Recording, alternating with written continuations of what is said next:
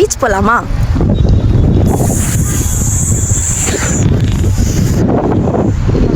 அப்படின்னு சொல்லி கிளம்பி நான், அத்தை, மம்மி, மின்ஹா நாங்கள் 4 பேருமே செம்ம ஹாப்பியாக கிளம்பி பீச்சுக்கு தான் போயிட்டுருக்கோம்.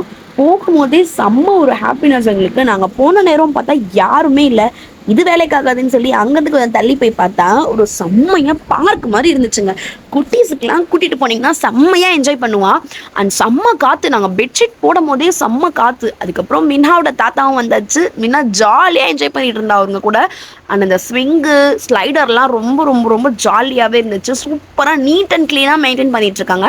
உங்கள் குட்டீஸையும் மறக்காமல் கூட்டிகிட்டு போங்க. அண்ட் பீச்சுக்கு போய் சாப்பிடாமலாம் வீட்டில் இருந்தே கொஞ்சம் ஸ்நாக்ஸ்லாம் எடுத்துகிட்டு போயிட்டோம். ஃபஸ்ட்டு போனவொடனே பார்த்தீங்கன்னா லெமன் ஜூஸ் தான் குடித்தோம். வீட்டிலேருந்து எடுத்துகிட்டு போயிருந்தோம். அண்ட் நெக்ஸ்ட் பார்த்தீங்கன்னா எல்லாருக்குமே ஃபேவரட்டான வீல் சிப்ஸு அண்ட் பீச்சில் மோஸ்ட் ஃபேவரட் எல்லாருக்குமே சுண்டல் தான்.